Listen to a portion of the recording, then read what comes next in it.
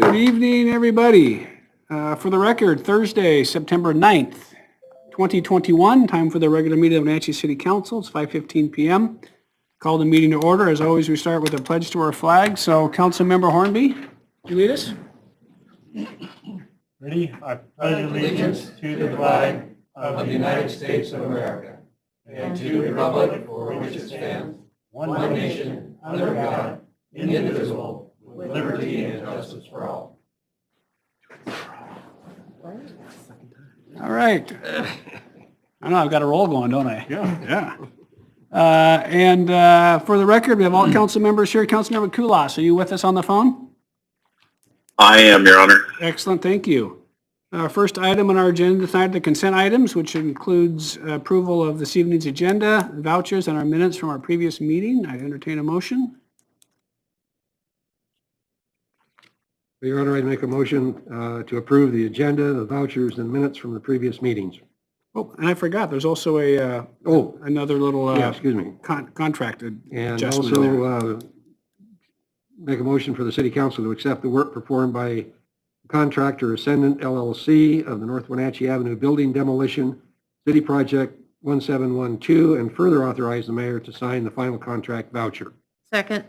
Motion by Councilmember Bailey, second by Councilmember Harrell to approve this evening's consent items, which includes the agenda, vouchers, and the minutes from a previous meeting, and to accept the work performed by the contractor Ascendant LLC on the North Wenatchee Avenue Building Demolition, City Project 1712, and further authorize the mayor to sign the final contract voucher.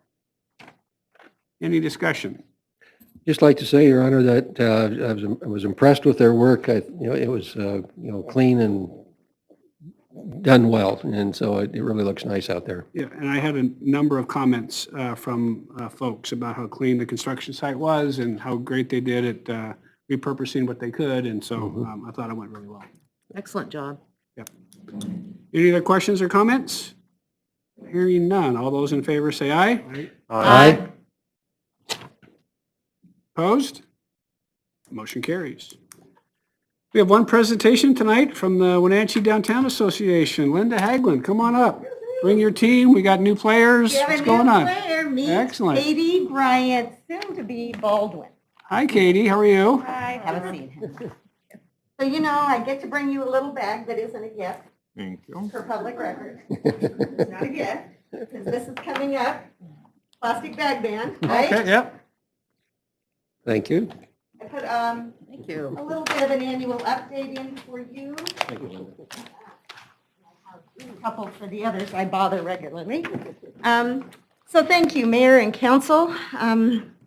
Celebrated 10 years this year. I know it's a little hard to believe, right, Ruth?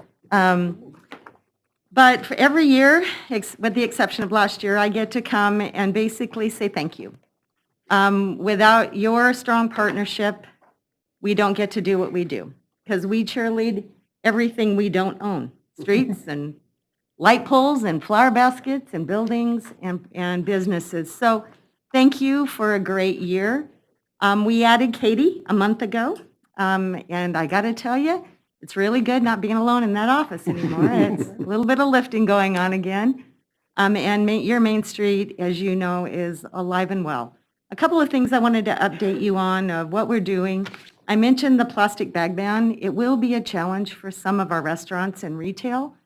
And Katie put together, that was inserted into the chamber, you might have seen it, mailer, and in the business world, of what that means to the businesses. Basically, they will charge 8 cents beginning in October. And we have ordered, in your bag, you'll see the little Keep It Local bag. We ordered 3 sizes of those as a stopgap for the businesses that are maybe going to be struggling a little bit. And we'll have those available for them to help them in the interim as they get the plastic bag ban into effect. Once again, we'll do our heroes banners.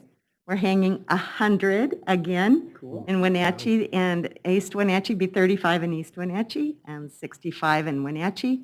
We sold out again, and Go USA is working on those. And also we sourced our bags through Go USA as well to keep that local. It kind of makes sense, doesn't it? So plastic bag ban, We are going to partner with the chamber again on the 21st for a community job fair. I spoke with our health department. We're going to do this and follow all the guidelines at the convention center. It'll be from 10 until 3 on the 21st. What we're hearing loud and clear from our businesses is they need employees, and we need to staff up for the fourth quarter. So it will be free to all participants. We'll once again be able to provide them lunch. And Katie is taking all of those calls now, and there are a lot of people interested community-wide. And so that will happen on the 21st. Halloween, Trick or Treat the Avenue. We have 2 plans, like everything these days. We double plan, and we hope for the best and plan for the worst. So what I am pleased to say is that Halloween, well, this might not be good for everybody, happens to be on Sunday. We will do it on Sunday from 1 until 3. Thanks to our good friends Dave and Sandy Galatly and Goodfellow Brothers, we were able to source all the candy through Plaza Superjet. In fact, it came in today. That means I've got to move it. And almost $3,000 in candy it cost is a lot of candy, just for the record. And we'll take it to Nancy's Party Rentals and we call it candy soup, mix it all up, put it in bags. And each business that wants to participate that day on the avenue can, and the candy will be free to them. So we were able to do that, and Plaza was really helpful again for us. November 13th, we're going to try for a holiday wine walk. Again, we're going to do this we think we can get it with Luke at the health department. We think we have a plan, but obviously, depending on what will happen, then we could change that. But what we really believe, November 13th? November Thank you. 13th. What we really believe is we need to try to add a little normality back when we can in a safe way, and then kick off the holidays for these businesses that will love it. We have 14 permitted stops plus 4 wineries that will participate. Watermill will be up and running by then, and it'll be super fun to hopefully have a little normal day. What we can do is lessen the numbers if we need to, and there are new safety regulations we'll have to abide by. It's okay. We're going to try to do that. Some good news for you is you know how well we love and depend on the Main Street Tax Credit Incentive Program.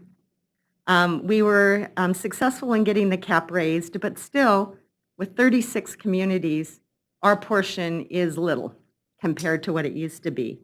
The legislature thankfully raised the cap, doubled it, and the good news is they allowed us to get more money this year. They didn't wait till next year. So the window from October 1st to October 31st, we could add $80,000 if we could get it, which is huge. So I'll be going out of full court press to accountants to talk to their businesses. It really is a slick program where if you pay B&O, you can make a contribution to an accredited Main Street program, and 75% is a B&O tax credit that is available to you in January. And so it's a way to self-direct a tax you don't like to pay. Is it all right to say that? Okay. I want to say a special thank you to Travis. Travis shows up at our board meetings and inputs, and another special thank you to Laura, who also shows up at our board meeting. Having that city voice with us is incredibly helpful as we're trying to navigate, again, what we hope to be an easier year, but in some ways this has been equally as challenging to our businesses downtown. We're just here, going to be here, going to work through this, and we are hopeful and fingers crossed that we will welcome Revitalize Washington, the State Main Street Conference, here next September 2022 for an in-person conference. Fingers crossed, Lord willing, we can get there because it'll be super fun. They delayed it 2 years for us so we could have it back here. And if you have any questions for us, we're here. The crosswalks things? Oh my gosh, thank I you have so not much. seen them, but Thank you so much. Thank you. So collaboratively, we're buying new garbage cans, right? We're going, but the crosswalk markers, thank you so much. They look so much better. So take a look at them. They say Palouse or Crosswalk or First Street or Rondo. They're at mid-blocks, and the crosswalks, they light up at night, and they needed help really bad. And thank you very much. Those are fixed. I thanked Rob and Aaron for that help. good. Super good. And then I also, for your consideration, think about Annually, we like to, we didn't get to do it last year, but we may consider, if it works out, having dinner together with our board and the council. We like doing that and welcome you to dinner, so we'll think about that. And, you know, there'll be a couple of council members, this would be their last one, so it would be fun to have dinner with you toward the end of the year. I'm guessing we'll be able to do that. Okay. We might We'll not. all spread out and scream at each other across the room. Awesome. You know, your staff, Mayor, is, I bug them a lot, and I know I'm a royal They tell me, pain. they tell me that you bug them. Yeah. I'm a royal pain, but that collaboration and being able to have accessibility to them is critical to the work we have to do. So thank you No, you're welcome. very much for everybody for what you do for us in our downtown. And we don't have a lot of vacancies, right? I believe one of Mimi's buildings sold, the bar space, I believe, is under contract for sale. Okay. And then she has hired a realtor to try to sell the Rialto. And besides the bank building, we don't have a lot of available space. Some of those, a couple of empty spaces are in renovation right now. So really cool. There's a lot of good, positive vibes coming downtown with new stuff about to open up. 2 new businesses about to open up with Watermill and Epoch. So, and then the little tea store down where Full Bloom was. So we got some new business. And our possibilities tour that you were on was Got a lot of people on that. 60-some people, yeah, awesome. Very cool. So people really love I their still have downtown. nightmares about being in Trav's. I know. And it is for, I think I'm going to get trapped in there. or it is something. for sale, by the way. It is now officially for sale, Yeah. that building. And yeah, that was a step back in time, wasn't it? Literally, step back in time, yeah. I just went halfway in. Linda, the money that you get from the Main Street program, there was a time here, 2-3 years ago, where we almost missed the deadline or did miss the deadline or something happened. Have they, I assume that money comes through Commerce. Yeah. So have they kind of worked out a better system for being able to? It's taken us 2 renditions, and this newest upgrade, it used to be midnight, you know, so dialing for dollars at midnight on New Year's was crazy. And that's many nuts. of the banks, the people that really benefit from this would not and could not do that at midnight on New Year's. So the first fix bumped it to the second Monday of the year, again at midnight. This one bumps it to the second Monday of the year at 8 a.m. And then October 1st this year, which are allowing us to catch up then with this additional money, is 8 a.m. on the 1st of October. And it works much better. There's no new Main Street communities. There's still 36 of us vying for that money. But I have the capacity to raise much more now because the cap is raised. And many of our contributors this year could not give what they like to give because we reached our cap so soon. Reached our cap in 2 days. No. And thank But you. that money is set aside, so that the new money is already set aside for Wenatchee as long as we get the contributions. So you don't have to go fight for other areas. No, we don't. Which The- we had to in the We previous. had to, and it made it really crazy. And then it made businesses competing. It made not communities competing anymore. It's businesses competing. Yeah. It was crazy. But, you know, you can't scream too much because we don't want them to really examine. But we were successful in going to Olympia, and I testified a couple of times about the economic impact Main Street has in our downtown, and how, because our programs throughout the state are doing good work, the legislature increased that cap, and that comes straight out of Commerce. So it's good, really good. Good to hear. All right, any questions for Linda or Katie? Thank you both for being here. Good Thank luck. you. Thanks for keeping our downtown awesome. Hey, you and know, work- she's lasted a month. I haven't run her off yet, so that's always good, right? All right, thanks, ladies. Yeah, thank you. All right, next on our agenda would be citizen comment. This would be a time any member of the audience who would wish to address the city council on any item that's either on today's agenda or something that they would like to talk to us about. Ask you to come on up. Come on up.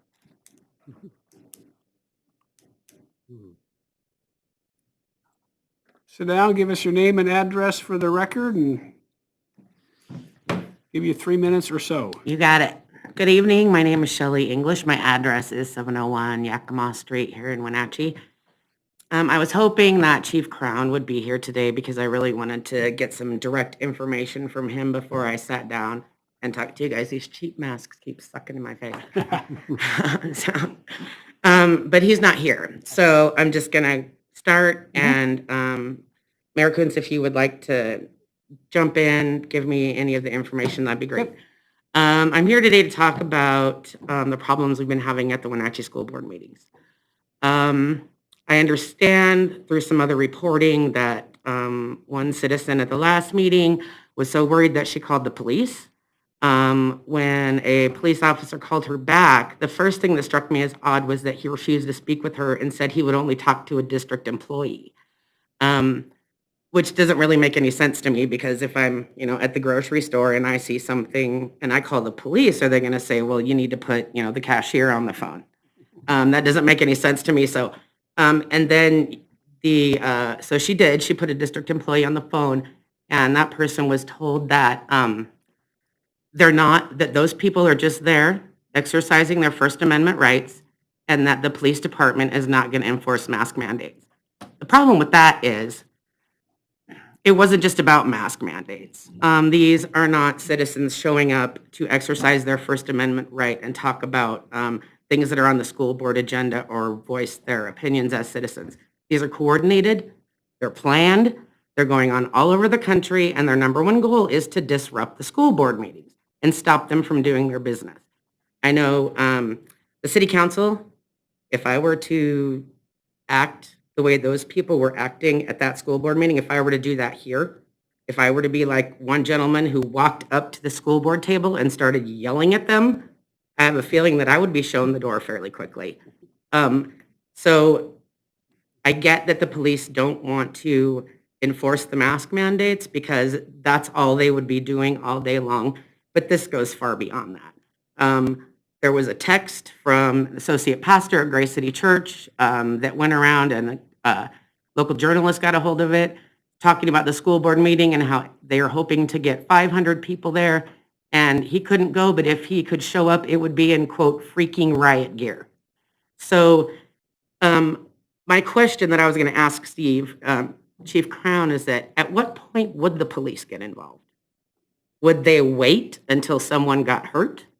Would they wait until there were fights outside? They're going on all over the country with people ripping the masks off school board members as they're walking out. At what point do the citizens who want to attend the school board meetings for the right reasons, when does their First Amendment right come into play? When do they have the right to speak their mind without interruption? What I would say is this: we take everything sort of in context and try. If we got a 911 call and said someone was injured, we'd be there in 2 seconds. The other part that people don't always understand is on a Thursday night at 5:15, we might have 4 officers on, 4 or 5, right? And if they're in the middle of a domestic violence call and something else, they got to make choices sometimes, right? Yeah. You can't be everywhere. I get I'm that. not particular on that night. I haven't talked to Chief about that night in particular, but understand they sort of have to juggle sometimes. And I was aware just from reading in the newspaper about the issues with the school board. And I think what I would have done is probably the same thing they would have done. If people show up without masks, we would just adjourn the meeting and we do it on Zoom. And that's just what we would have to do. And, we have exit plans and strategies for here. I don't know if the school board has them for their particular meeting. If they called us, then, hey, would you send a police officer down before the meeting starts? We would do our best to try to get an officer down there if they felt like something was happening. Sometimes if it just happened without any sort of knowledge in advance and we're out doing what we're doing, sometimes it's sort of a judgment call. But these things are planned in advance. That didn't mean we knew it was planned in advance, right? Yeah. So I'm just Pretty saying- much, yeah. Can I have 1 more minute? 1 more minute. 1 more minute, okay. My second concern is kind of addressed to you, Mayor. Last week or the week before, a local journalist got a hold of some documents from Grace City Church about their how they want to respond to the mask mandate, and along with saying that the state has no power over the church, which is a little scary. One of the paragraphs talked about the first meeting they had after the shutdown last year, and they said that the assistant school superintendent and the mayor joined them in that meeting. So because of the ignoring the stuff going on in the school board, there's some speculation going on that some of our police officers and now possibly you are involved in this whole Gray City Church thing, and people are actually wondering if there's some sort of stand-down order going on. Yeah. Yeah, that doesn't even deserve comment from my perspective, so. Well, yeah. will you answer the question, are you involved? Is that true that you met with them in meetings? Doesn't even worthy an answer, right? I have friends that go to Grace City Church, right? I've never attended a service there. Have I been to meetings there when I've been asked to go to public events? Yes. It wasn't a public event, though. It was a private meeting. In with all the kinds of elders. events, both Okay. there. Yeah. Yeah, I mean, it's like, Okay. again, I don't go to church there. Well, I'm just giving Yeah. you the opportunity Yeah. to clear it up. I got an email from someone who asked me And say. questions, and I responded to the email. Okay, good. Yeah. Good. That's all I wanted to know. Perfect. That's all I got. Thank you. All right, anybody else wish to address the council? All right, so we have 2 action items tonight. The first is regarding our Waterfront Gateway Phase 1. Looks like we had a good bid today. Jacob?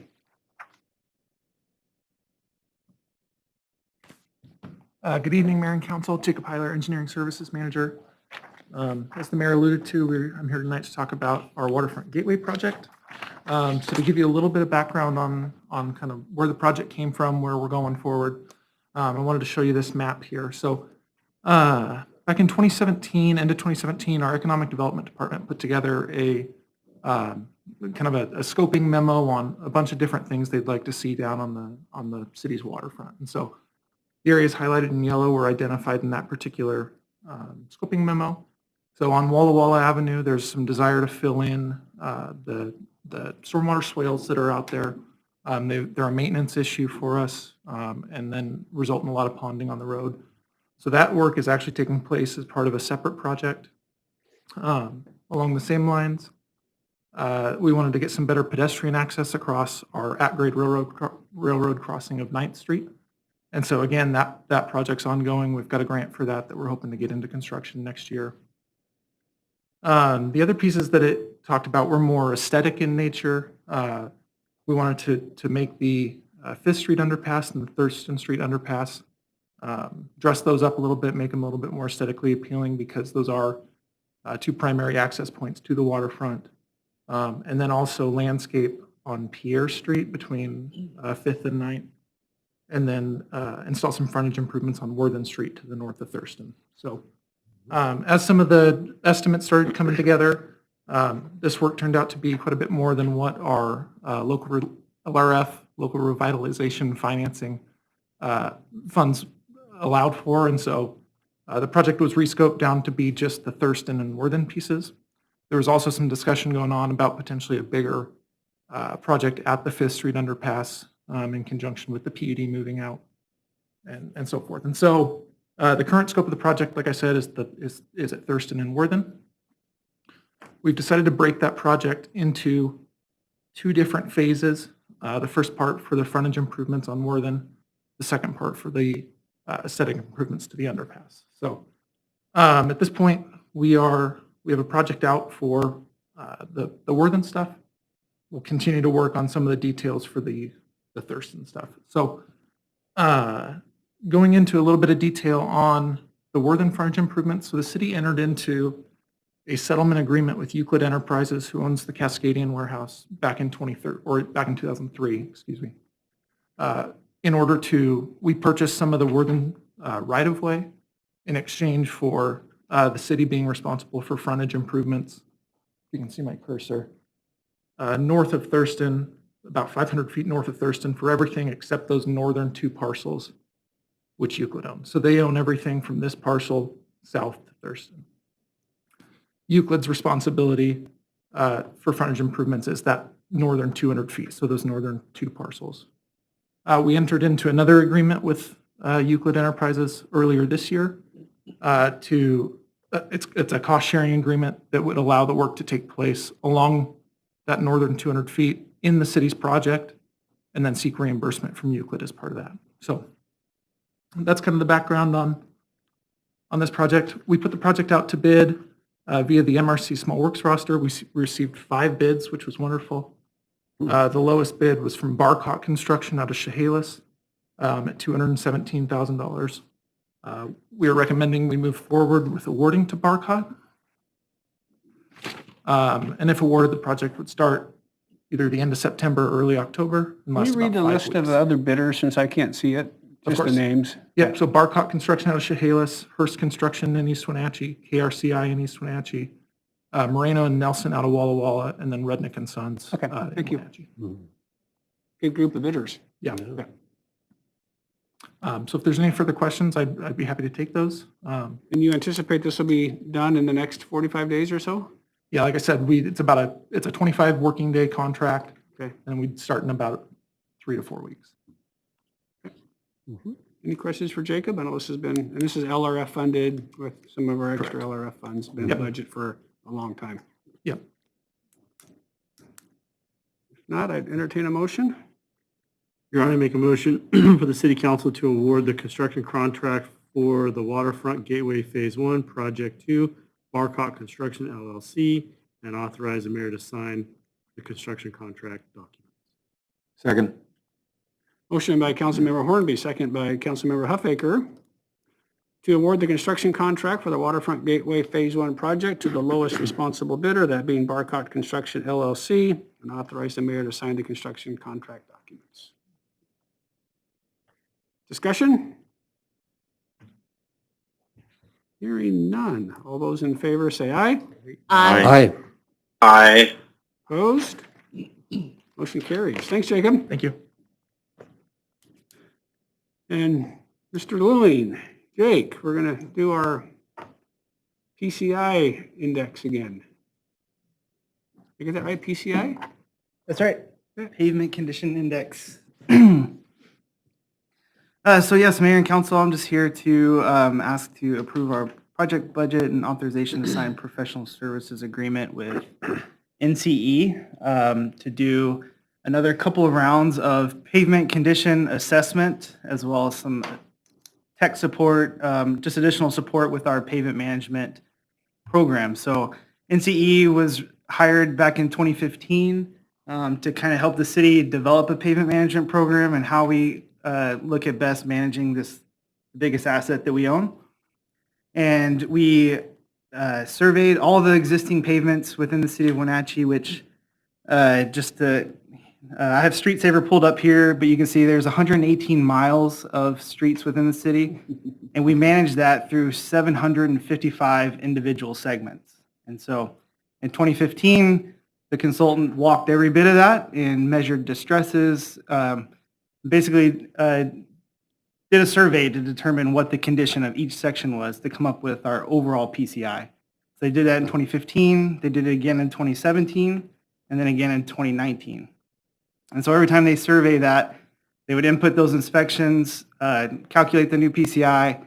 It measures the degradation of each individual segment. As we've done work, capital projects, pavement preservation projects, we've input those into the system as well to help the program kind of learn how the streets are degrading, why some of the increases, things like that. So, as I said, 2019 was the last year that we rated our pavement, and so we wanted to rate it again this fall, and then again in 2023. So we put out an advertisement. We got one taker, and that was with NCE, which they are kind of the expert, and a lot of agencies up and down the West Coast and throughout the U.S.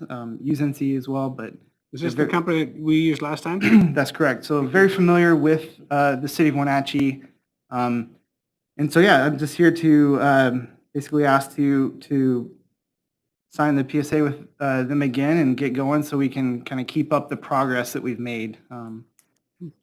And also, I would mention we'll be able to, aside from the assessment, we have room in the budget to look at the results of our last two projects, just sort of confirm what we've seen, see if there's anything we can tinker with to just get more value out of the money that we're putting into our system.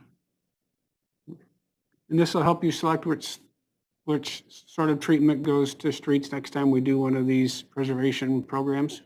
That's correct. Through the survey, it allows us to determine how much money do we need to put into the system just to maintain our current condition, and then we can put in how much money we actually have, and the program these assessments to look at all the streets and determine what's the best way to spend that money to get the farthest with it. Great. Any questions for Jake? If not, I would entertain a motion.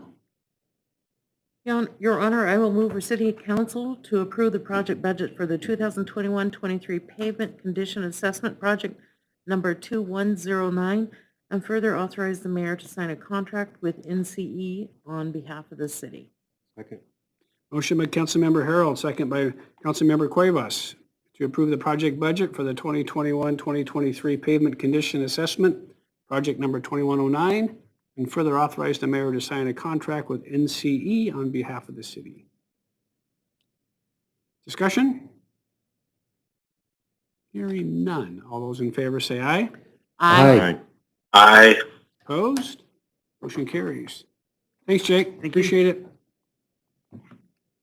Mayor's report. Lots of little things going on. I've been working with Brad a little bit and Rob on some items for the 2022 budget. Got my year wrong. So Finance Committee will see it in 2 weeks. The first run, all the asks will be coming at that meeting on the Finance Committee meeting on the 23rd. So Brad's been working, met with all the directors, so we'll get the same list of asks, and looks like we're plugging along on union contracts for both AFSCME and the police union. They both have openers for wages only, so I think those are pretty far along in terms of where they're at. So I think he'll have most of those numbers sort of put together. We've got some guidance on the increases for health insurance, at probably just under 5%, and some of that stuff. So I think we're moving along pretty closely. There'll be some asks from employees. I think the biggest sort of, for me, is, our general fund has done well, and so you'll have a lot of capital requests, and you guys get to decide how far down do you want to spend the capital dollars. And I think Rob Jammerman's going to ask for $1 million for road preservation, just because he asks that every year, right? And you got to stop and look and decide if that's something you want to do. Roads always need stuff. We got the issues on sidewalks that we sort of talked about a little bit. And then, so it'll be a good process, and but we're getting ready to get started with that, I think, pretty quickly. But I think for the most part, it's coming along awfully well.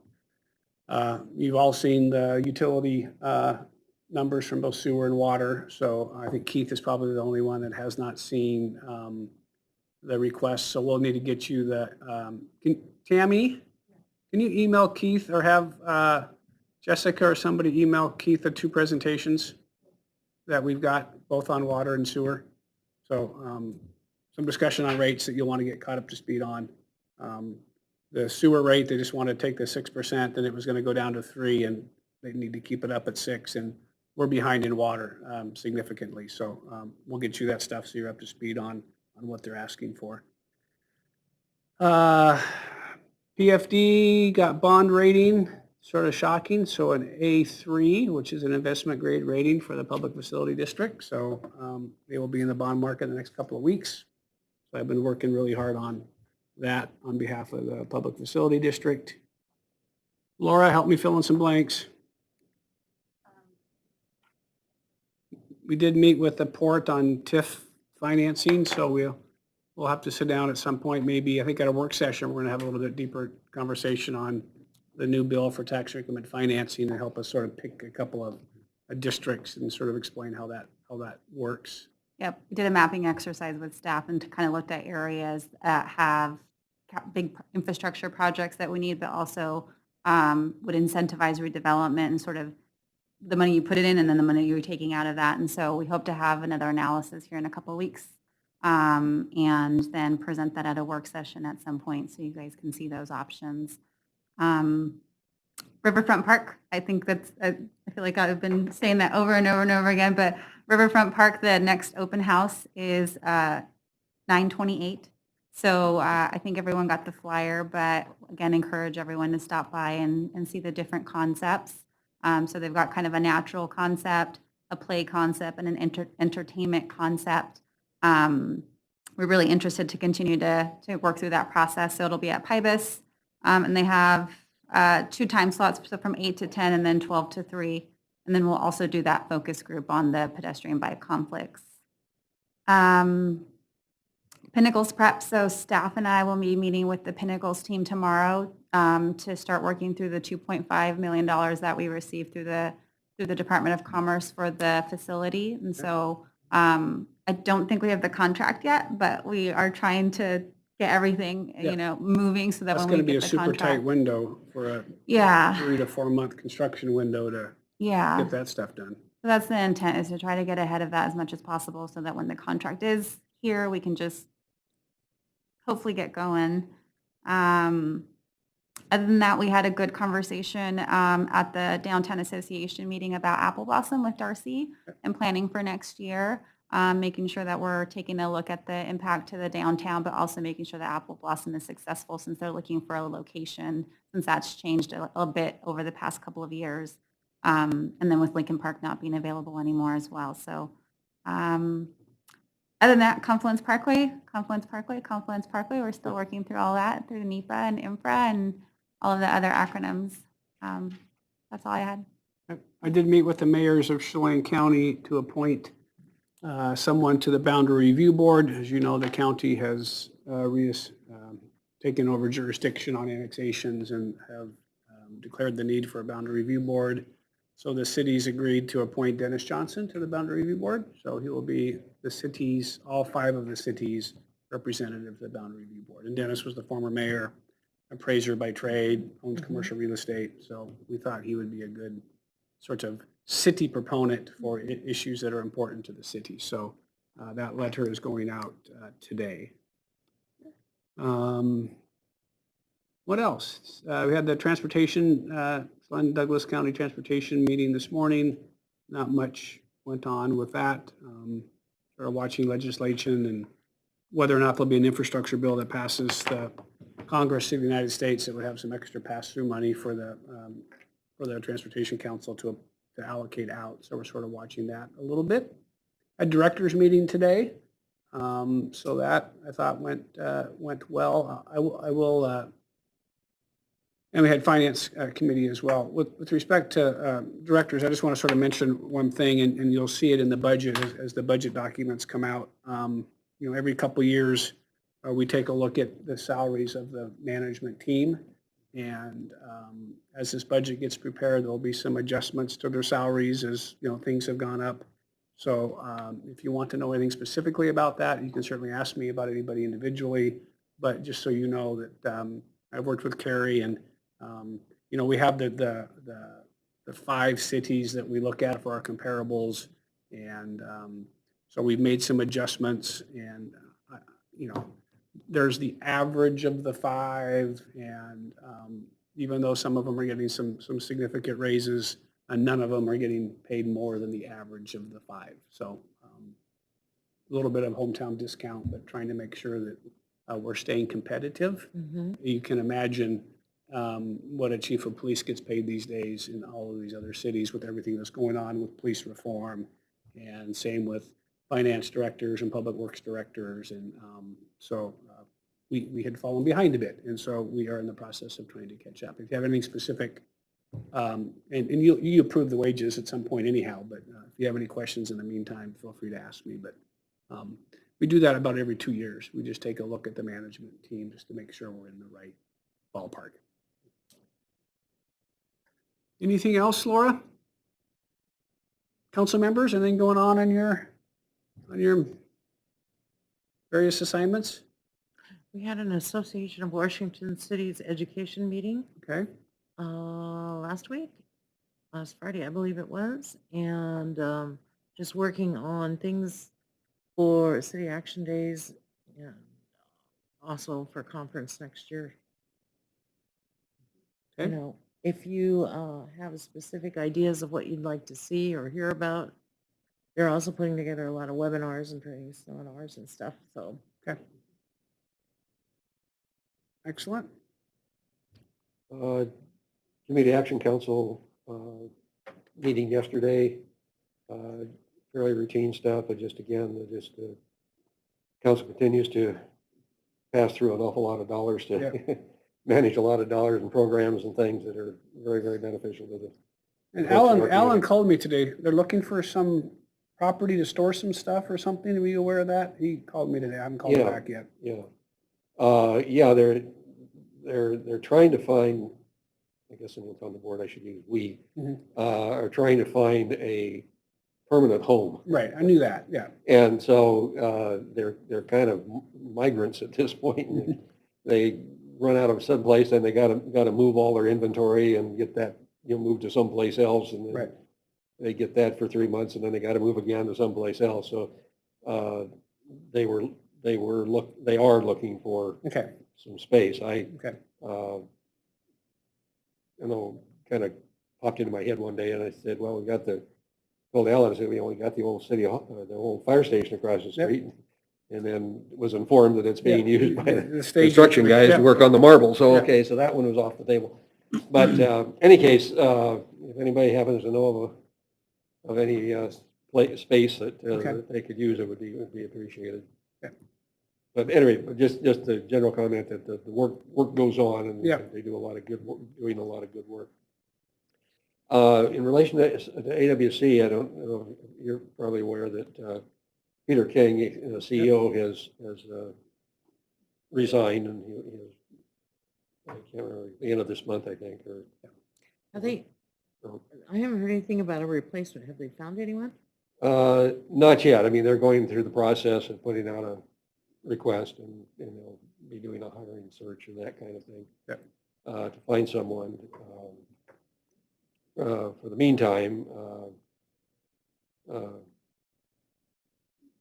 Martinelli, I can't think of her first name off the top of my head. She, his executive officer, she will be Mm-hmm. managing the store in sense, well, the interim. So.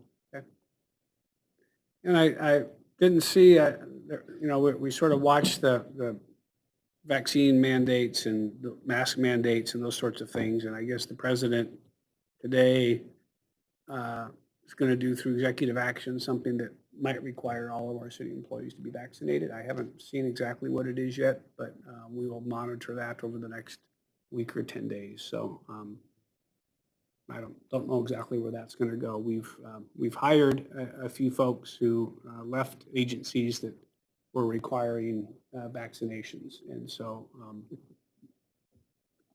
But if it's a federal requirement, we'll be stuck. But we'll monitor that as guidance comes out. I did not. I was in meetings all day today, so I haven't had a chance to look at that. But that's what I had heard. I was going to ask a question, and you kind of led into it a bit. In terms of the state mandate, governor's mandate for vaccination by, how is that different from what So the currently, president does? currently there's no mandate for city employees to be vaccinated at this point. Firefighters are required to, it's my understanding, police are not required to at this point under the governor's definition, and nobody else at the city is required to get a vaccination in order to come to work. It's my understanding the president is going to do an executive order that requires all businesses or government with more than 100 employees to require all employees as a condition of employment to be vaccinated or to have a weekly COVID test. So, we get mandates all the time. We've been mostly getting them from the governor. Sounds like we've got one from the president. So again, we will monitor what that means as we learn more about what those requirements are and how best to implement those, especially if there's a mandatory COVID requirement for those that are, And then I guess he did some stuff for outdoor events of more than 500 people. The governor did today. Dave Erickson seems to know what the governor is going to say before anybody. Outdoor events, 500 people or Require more. masks, Yeah. yeah. And I guess for the concert next week, Jose, you'll be wearing a mask? I don't know. We'll see. Okay, yeah. Of course it will. Yeah. I think it's mandatory for indoors, so. I don't know if they're going to require it or not. Yeah, it'll be mandatory indoor, yeah. All right, I yeah. guess where my question was going to go, and you answered part of it, but I guess my concern is that where are we, or are we, you and your staff anticipating what happens when X number of employees decide to not show up for work one day? We have not, because we've been working under the impression that we were going to be a net winner in this and not a net loser in this, right? Because we've hired a couple of folks from, let's say, state agencies where it was required, and we didn't require it, and so they came to work for us, and very good employees, people were thrilled to have. So I sort of thought we were going to be a net winner, but now it sounds like the rule has changed this afternoon.